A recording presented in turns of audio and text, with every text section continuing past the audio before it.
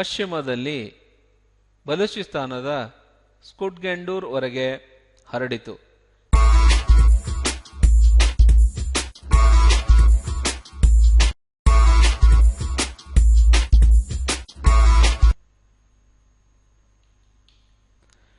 ವೇದಗಳ ಕಾಲದ ನಾಗರಿಕತೆಯನ್ನು ನಾವು 2 ಭಾಗಗಳಾಗಿ ವಿಂಗಡಿಸಬಹುದು. ನಿಮಗೆಲ್ಲ ಗೊತ್ತಿರುವಂತೆ ವೇದಗಳು 4.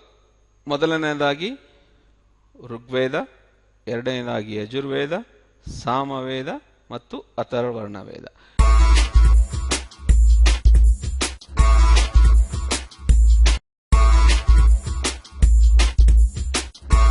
ಈ ಒಂದು ಗೌತಮ್ ಬುದ್ಧರವರ ಜೀವನವನ್ನು ನಾವು ಗಮನಿಸಿದಾಗ ಆ ಒಂದು ಬೌದ್ಧ ಧರ್ಮದಲ್ಲಿ ಅವರ ಜನನದಿಂದ ಪರಿನಿರ್ವಾಣ ಹೊಂದವರೆಗೆ ಅವರ ವಯಸ್ಸು, ಯಾವ ಸ್ಥಳದಲ್ಲಿ ಹೊಂದಿದರು ಮತ್ತು ಒಂದು ಕಾಲ, ಆ ಒಂದು ಕಾಲಕ್ಕೆ ಧರ್ಮದಲ್ಲಿ ಒಂದು ಕೊಟ್ಟಿರುವ ಚಿಹ್ನೆಗಳು, ಆ ಒಂದು ಘಟನೆಗೆ ಸಂಬಂಧಿಸಿದಂತೆ ವಿವರಗಳನ್ನು ಈ ಒಂದು ನಾವು ಟೇಬಲಲ್ಲಿ ನೋಡಬಹುದು.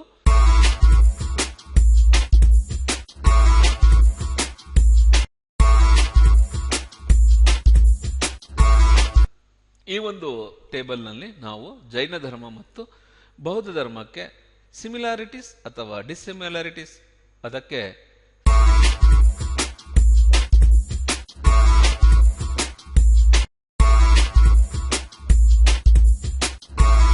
ವಿವರವಾಗಿ ಕಾಂಬೋಜ್ ಇರುವಂತಹ ಜಾಗ, ಗಾಂಧಾರ್, ಕುರು, ಮತ್ಸ್ಯ, ಅವಂತಿ, ಚೇತಿಯ, ವತ್ಸ, ಮಗಧ, ಕಾಶಿ, ಅಂಗ, ವೃಜ್ಜಿ, ಮಲ್ಲ, ಈ ಒಂದು ಪ್ರದೇಶಗಳನ್ನು ನಾವು ನೋಡಬಹುದು.